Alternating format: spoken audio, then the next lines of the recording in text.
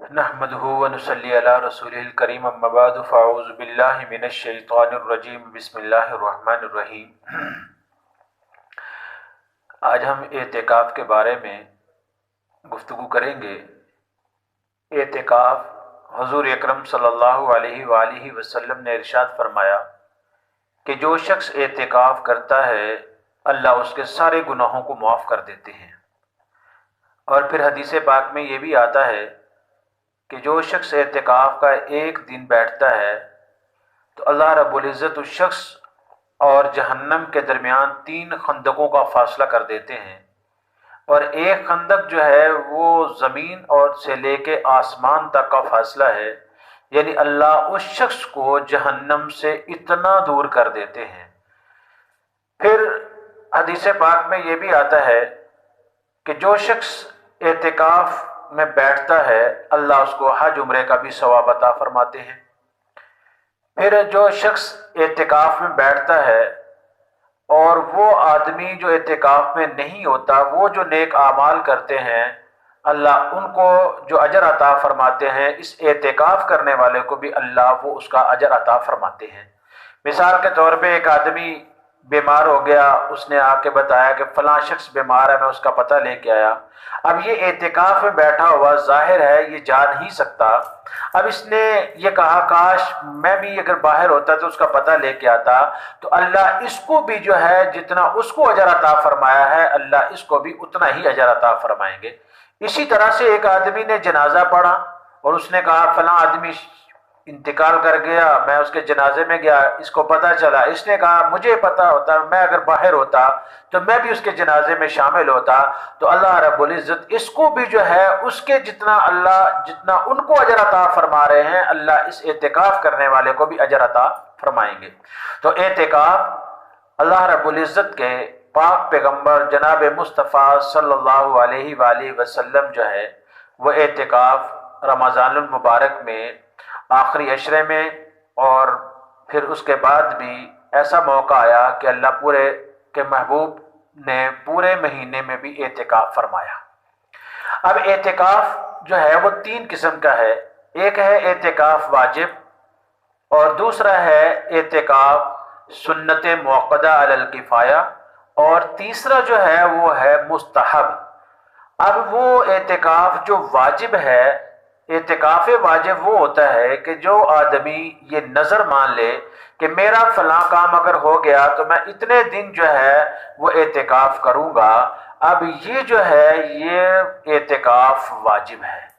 اور دوسرا سنت علی الکفایہ جو ہے سنت موقدہ علی الکفایہ، وہ اعتکاف ہوتا ہے جو رمضان المبارک کے آخری عشرے میں یعنی 10 دن جو ہے 20ویں روزے کا جو سورج غروب ہونا ہوتا ہے وہ مسجد میں ہونا ہوتا ہے، یعنی 20واں روزہ افطاری جو انسان نے کرنی ہے وہ مسجد میں کرنی ہے، اور پھر عید کے چاند نظر آنے تک کا جو اعتکاف ہوتا ہے یہ سنت موقدہ علی الکفایہ ہوتا ہے۔ سنت موقدہ علی الکفایہ کا مطلب یہ ہوتا ہے کہ اگر علاقے میں سے کوئی ایک آدمی بھی اعتکاف میں بیٹھ گیا تو سارا علاقہ جو ہے وہ گناہ کی محرومی سے یعنی گناہوں سے بچ گیا، اور اگر کوئی ایک بھی نہ بیٹھا تو پھر سارا کا سارا جو ہے علاقہ گناہگار ہوتا ہے۔ اسی طرح سے اعتکاف مستحب، اعتکاف مستحب اس کو کہتے ہیں کہ جو نظر اور سنت موقدہ کے علاوہ ہو اس کو مستحب کہتے ہیں۔ مثلا رمضان المبارک کا پہلا عشرہ یا دوسرا عشرہ یا اس کے علاوہ کوئی اور دن جو ہے وہ اعتکاف کی نیت کر لیتا ہے یا بیٹھتا ہے تو یہ اعتکاف کیا ہوتا ہے؟ مستحب ہوتا ہے۔ اب اعتکاف کی مدت اور جگہ اس کو سمجھنا چاہیے۔ اعتکاف کی مدت جو ہے وہ یہ ہے کہ جو اعتکاف واجب ہے اب یہ اس کی مدت اتنی ہے جتنی اس شخص نے متعین کی ہے۔ آدمی یہ کہتا ہے میرا یہ کام ہو جائے تو میں 20 دن بیٹھوں گا، 40 دن بیٹھوں گا، 50 دن بیٹھوں گا، 2 دن بیٹھوں گا یا 1 دن بیٹھوں گا،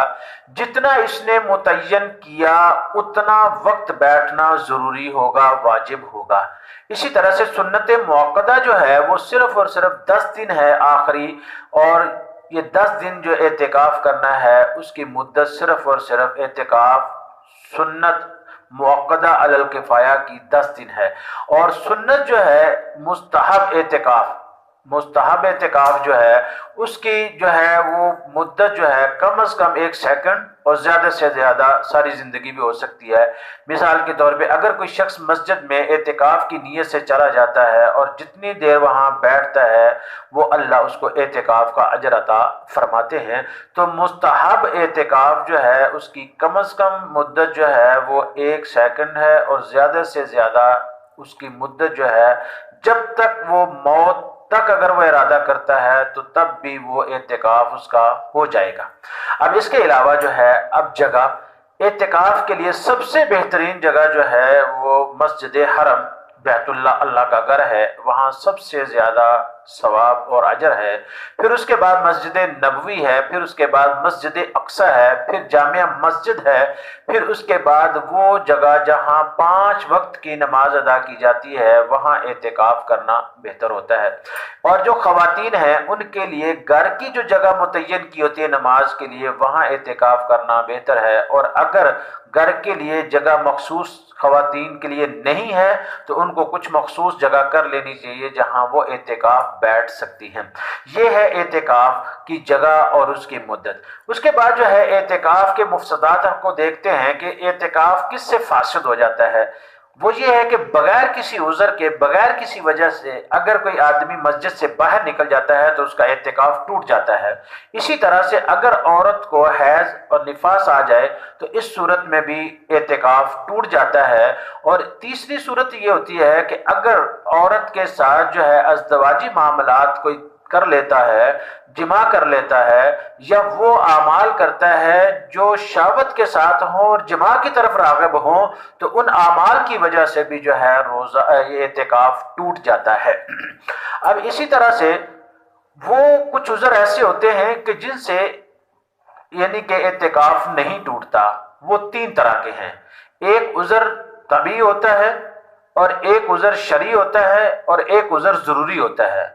अब वो उज़र जो तभी होता है, मिसाल के तौर पे पेशाब पखाने के लिए गुस्ल,